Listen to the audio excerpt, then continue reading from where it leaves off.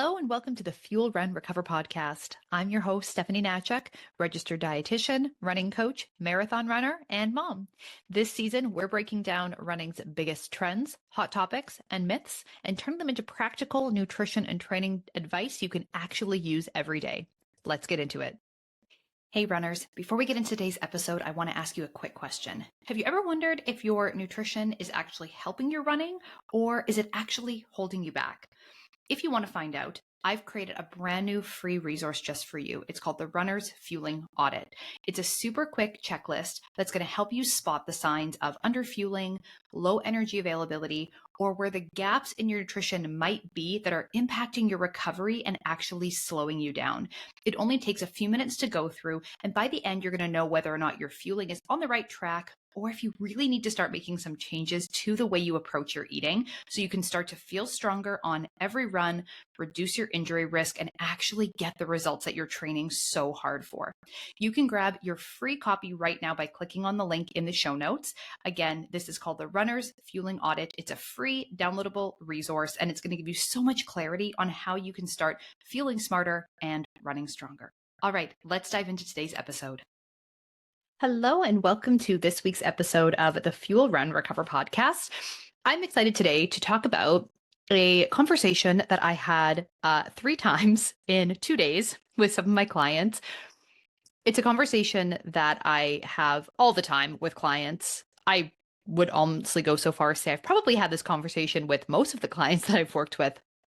But when it came up 3 times in 2 days at the end of last week, I was like, you know what? I think that this is something that we should really dive into on a podcast, because if this many people that I'm working with in real life are having these challenges or kind of going through this experience, it's probably something really similar that a lot of other runners are also dealing with as well. So let me just kind of set the stage a little bit. All of these clients, no, one of them I've been working with for a year, another one a couple of years, and then another one is a new client. So I've been working with all of them for a while. And, they came into the conversation. We were reviewing their food diaries. So they have been doing some tracking of what they're eating. And we were sitting down to go through the analysis, take a look at some of the numbers, or at least talk about some of the things that have been going on with their eating. And everyone came into the conversation and expressed sort of a similar attitude or mindset about this, that things were going really well during the week. There was days during the week that they felt really good about their eating. And then the weekend came along and, we had this event going on, or we had these plans with friends, or I had this birthday party to be at, and, or it was like a family birthday party, and, it was so bad, right? My eating was just so off the rails on these days. Or maybe I tried my hardest, but you're at a pub and you're having some drinks and, pub food and that kind of thing. And it was just sort of this a bit of a negative mindset, or a bit of a negative connotation to the social event or to going out, because it made following the nutrition plan impossible, or at the very least more challenging. And so it sort of creates this negative energy around socializing, where it's like, oh, I can either have a social life and go out with my friends and do things like that, enjoy a birthday party or going to a friend's house for drinks and appetizers. I can either do that and have that be part of my life, or I can't. And then I'm going to see weight loss or improvements in my body composition. And I really, really want to discourage runners from having this mindset around eating and socializing, right? Because if you're a runner who is trying to lose weight, improve your body composition, that sort of thing, this needs to be sustainable, right? This needs to be a long-term thing. We don't just kind of buckle down and do the work of trying to lose weight or body fat for just, a couple months at the sacrifice of everything else in our lives. And then we can just go back to normal, or once we reach our weight or our body composition goal, then we're done. We don't have to think about it again, right? Unfortunately, that's not the way it works. if we're doing that, we can really wind up on this roller coaster of basically yo-yo dieting and having our weight go up and down and up and down and up and down, reflective of whether or not we're putting 100% of our emphasis and intention towards weight loss or we're not. And you can see, right, we get into this cycle. We're either on the program or we're off the program. We're either losing weight or we're gaining weight. We're either going out and socializing and having fun and doing all the things, or we're not. We have to stay home on the weekends and we can't navigate holiday eating and socializing and all of that stuff. Like we end up really on again, off again. And I see so many people who struggle with this on again, off again relationship with food and with their weight and with the results that they're getting and all of this stuff, because at the end of the day, that does not create a sustainable, healthy lifestyle, right? We've moved away as a culture from diets, right? Quote unquote diets, fad diets, short-term diets, right? Those have really moved out of popularity as more and more people have had overall negative experiences with short-term diets. And a lot of the messaging you see around this stuff is that this is a lifestyle. But you can't just slap the label of a lifestyle on something if it truly isn't, right? If a diet that you're following does not teach you how to navigate socializing, parties, holidays, all of the things without kind of stopping your progress or, ruining your ability to reach your goals, if they're not teaching you how to plan in a real way for eating in these other situations or environments, this is not a lifestyle. And it definitely is not sustainable, right? Because there's always going to be an event. There's always going to be a holiday, right? We just passed Valentine's Day. And whether that's a big deal to you or not, there's probably some extra treats around, your work or school, or, maybe you celebrate with a partner or with your family or your friends. Like we come out of Christmas and we got the holiday season, Christmas, New Year's, right? That's obviously, a big eating time of the year. And then, not too long after that, we get into Valentine's Day. And then maybe you have a vacation in there, you go on a trip and there's some extra eating and drinking. And then next thing you know, it's Easter and there's chocolate everywhere again. And then it's summertime. And I mean, all bets are off in the summer. We're just living life on the patio in the summer, going camping and having all the fun. And then we get back into it. And, oh my gosh, it's Halloween and Thanksgiving, right? Like it just never ends. There's never going to be a time that you're like just free from holidays and socializing and events and all the things. And honestly, like that's a great thing. Like, isn't it wonderful that we have so many opportunities to get together with friends and celebrate and enjoy life and all of that? Like, this is great. This is wonderful. But when we see those events as a reason why we haven't or we can't reach our weight loss or body composition goals, we get into a little bit of a difficult place, right? And the reason that so many diets fail us here, and the reason that so many people find this area so challenging or unsustainable, is because no one has ever taught you how to plan in a real way for eating away from home or navigating social situations, right? So you have a plan, and maybe the plan has a certain number of calories to it, or maybe it's just that you're eating very low carb, or maybe you're fasting, or, whatever it is. Obviously, there's 10,000 different ways you can eat different diets out there.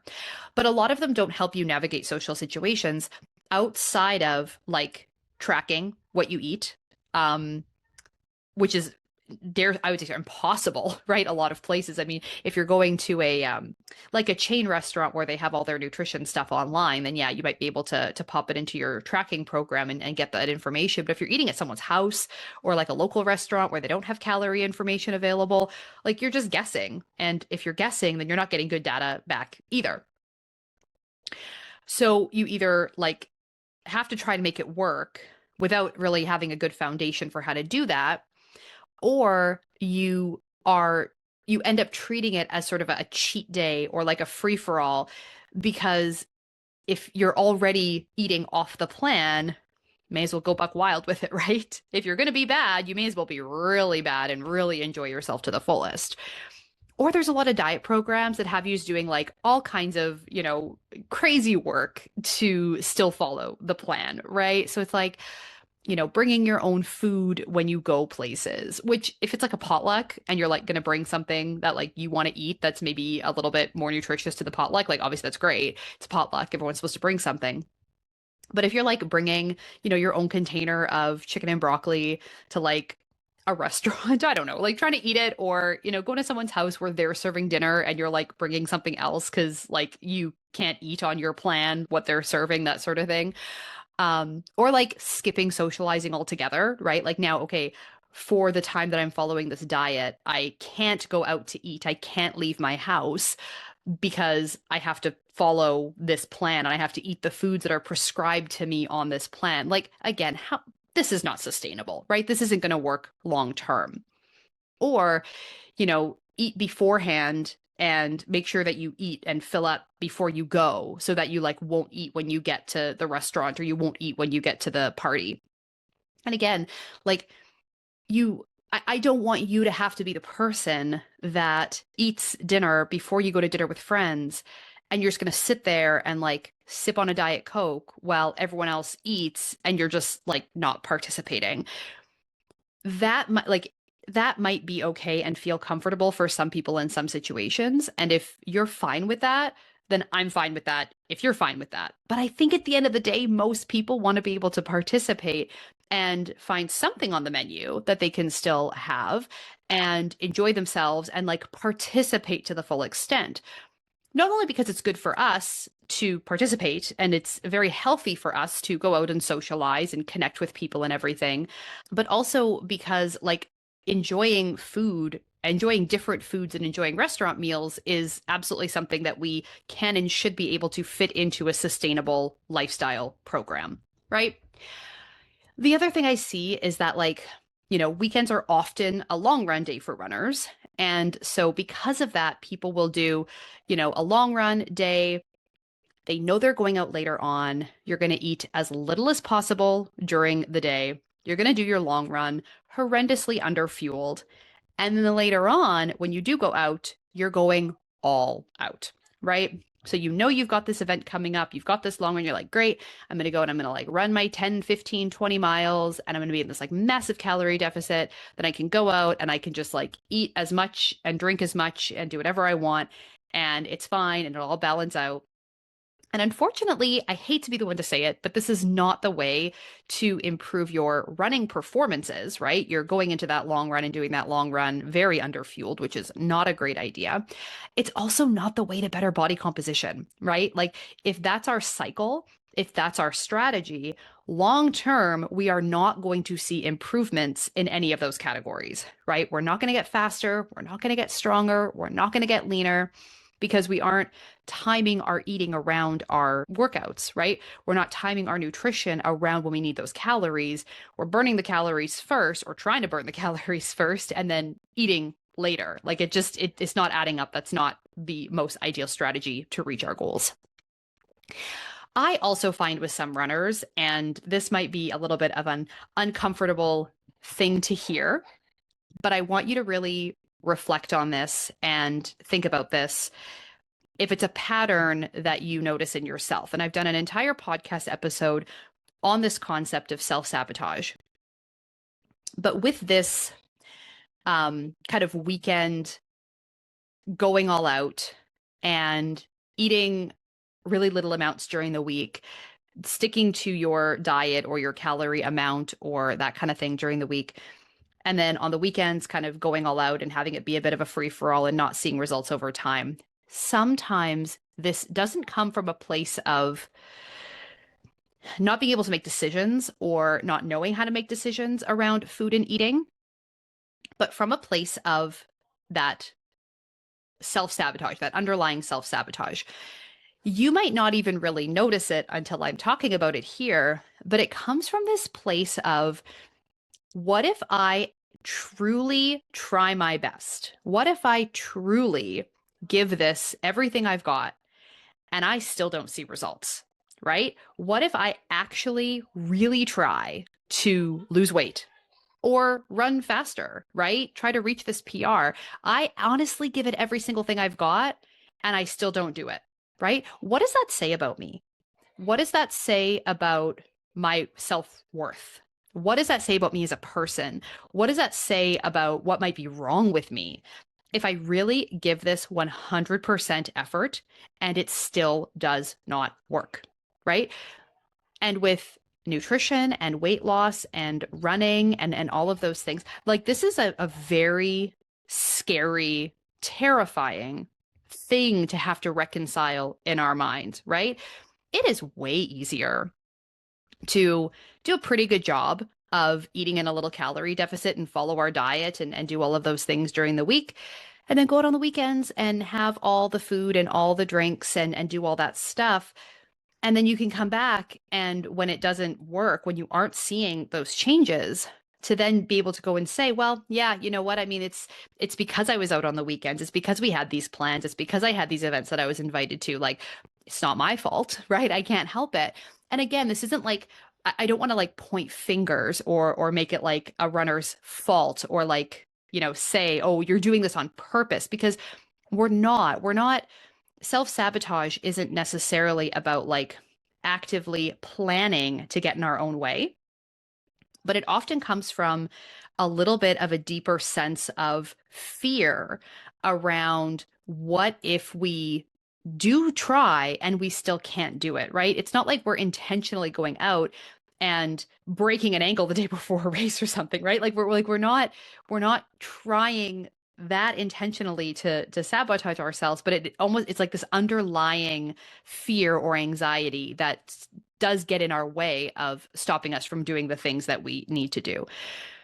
And sometimes we don't even notice it. We don't even recognize it until we start thinking about it. Like, what is that inner narrative? What are we saying to ourselves as we're making these decisions, as we're having the extra drinks, or as we're feeling pretty full, but still finishing that meal, even though we don't want the rest of it? Like, what is going on in our minds? And is it coming maybe from a place of worry around what happens if I can't do it, or what happens if I do it, right? What's beyond? What if I do reach my goal and I do see the changes? Like what happens then? And that also could be very, very scary and very fear inducing. So yeah, just a little bit of food for thought, as it were, and something to maybe reflect on and see if that maybe has been showing up for you and how that might have impacted some of your choices and some of the ways that you've been navigating socializing. So I kind of lay the foundation and the groundwork for what the issues can be and sort of why we can stay really stuck with being a bit kind of on again, off again with our fueling during the week, right? We're burning all of these calories at at a totally opposite time of when we're eating them. Maybe we're also choosing the wrong types of calories, lots of alcohol calories or lots of fat calories when our body needs carbs and protein as a runner. In practical terms, like how do we navigate socializing while also being tuned into our long-term body composition goals?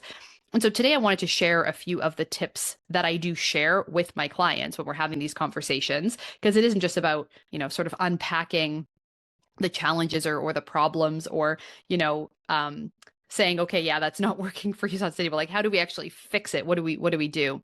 And the reality is we do need to be intentional about our choices and our portion sizes at restaurants or in social settings. Like we do, I would love to say, don't worry about it. Like go out and enjoy yourself to the fullest, that sort of thing. And I do want you to do that. But when it comes to restaurant meals in particular, or like kind of buffet style events, where there's lots of food and the portions are really big and that kind of thing, we do need to go into it being dialed into our hunger and fullness cues, right?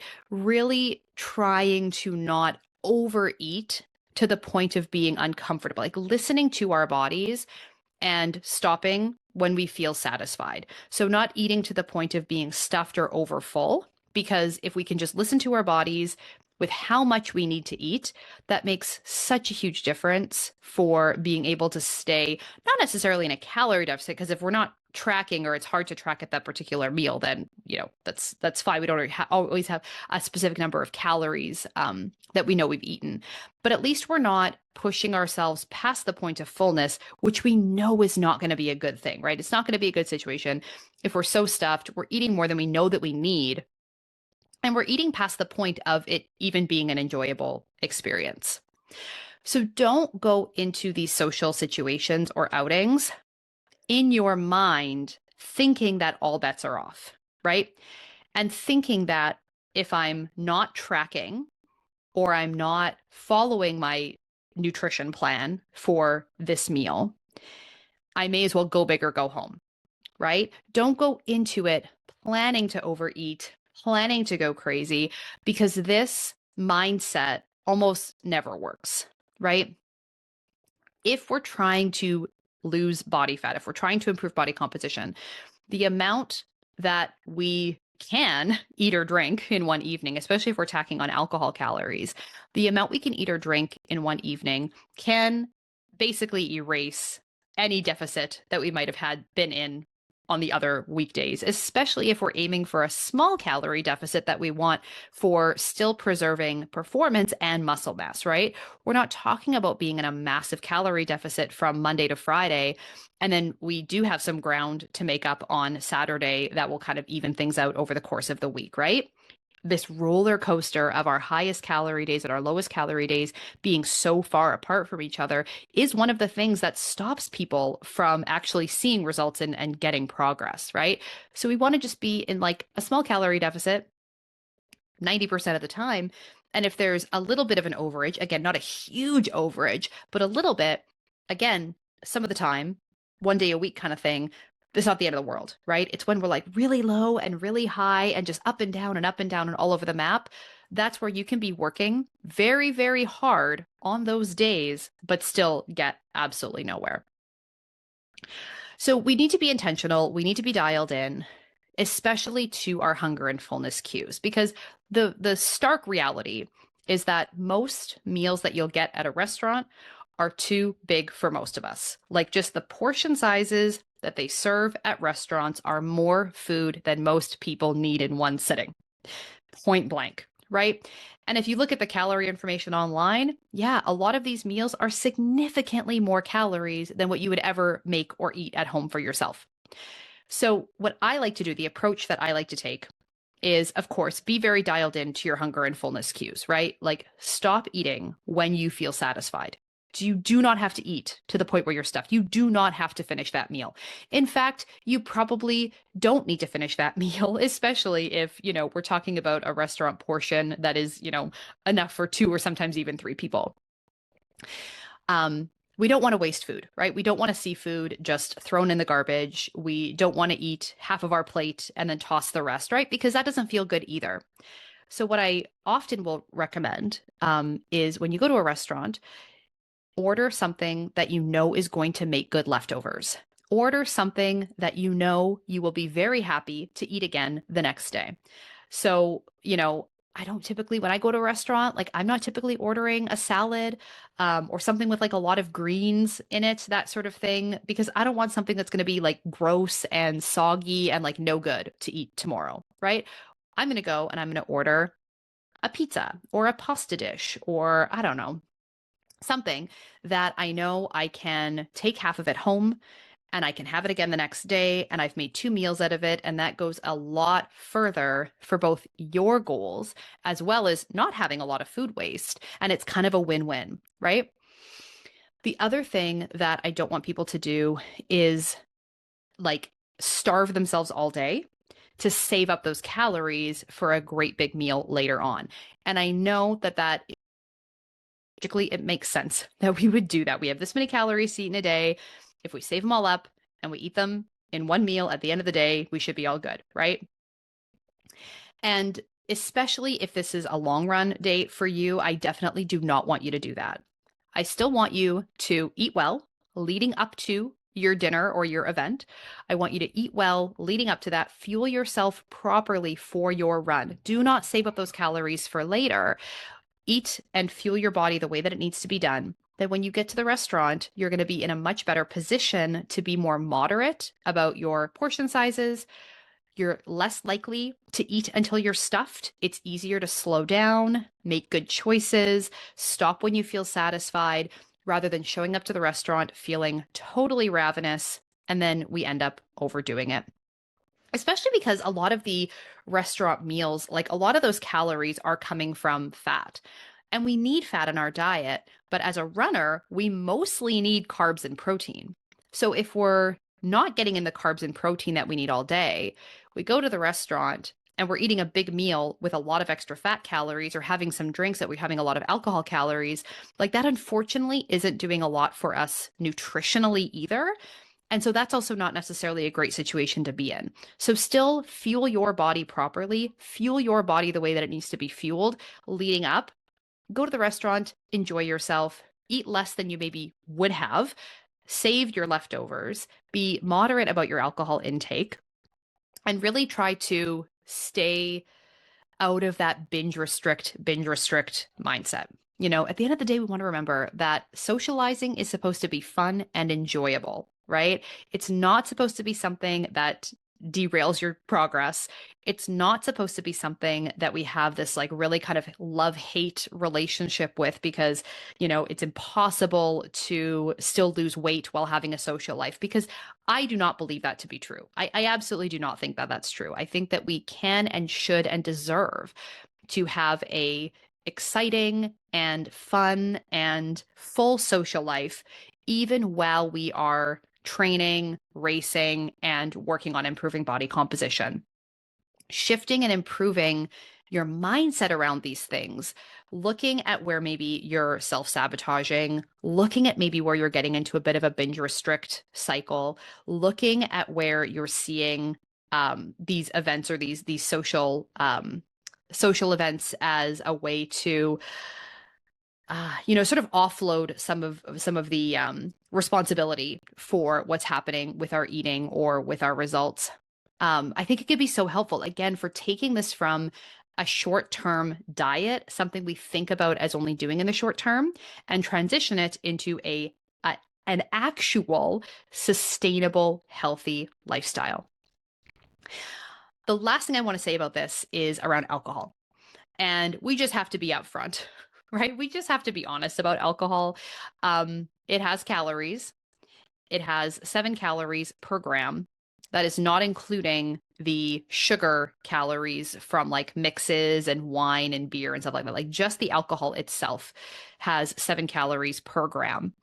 So at the very minimum, if you're having like a shot of hard alcohol, like rum, vodka, etc., with like a diet mixer, like a calorie-free mixer, you're looking at about 60 calories per drink. So at bare minimum, 60 calories in a drink. That's like, it's not crazy, right? 60 calories is not that many, depending on how many you're having in an evening.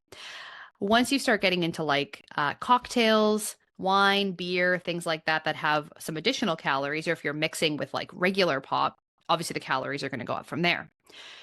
So we really have to look at that as a source of extra calories in our day, in our week, and see where we can cut back if we are trying to maintain a small deficit. I think that looking at some of those extras, like alcohol calories, is one of the best places to go to look to make changes because we don't want to be trimming calories from our meals and cutting back on the nutritious foods that we need to fuel our bodies properly and recover properly, but still have alcohol be a considerable source of calories in our diet.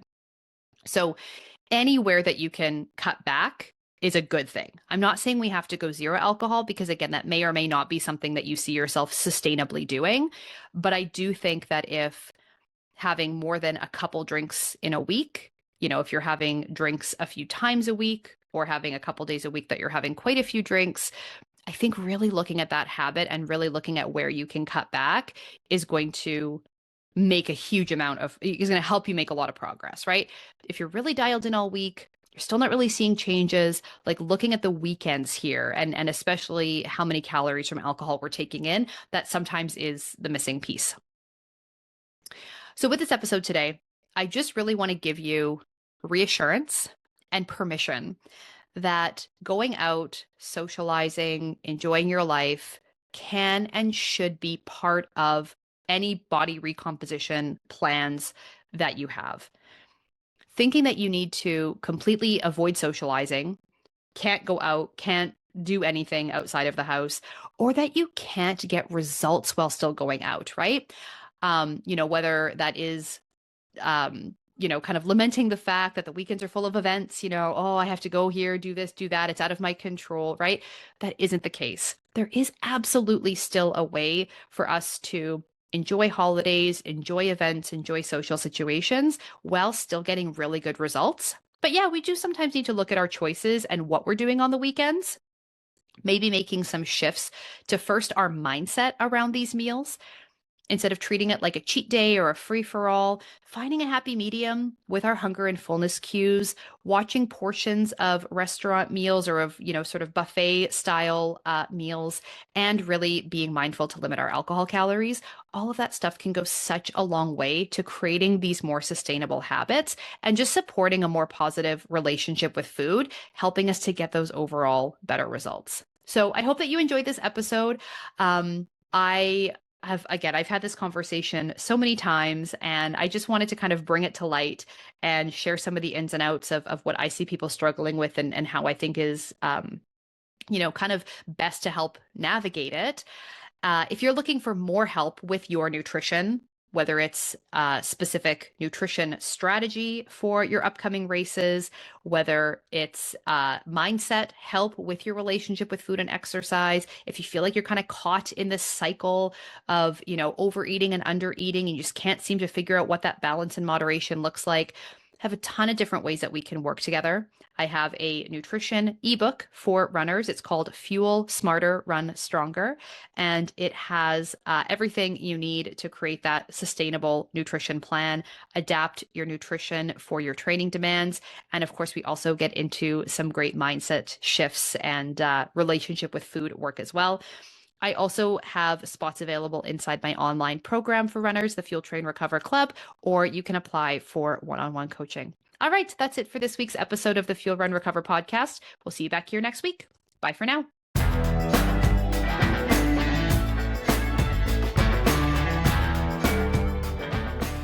The information on this podcast is for educational purposes only and is not to be used or relied upon for the diagnosis or treatment of any health condition. This information does not create a client-practitioner relationship and should not be used as a substitute for professional medical advice.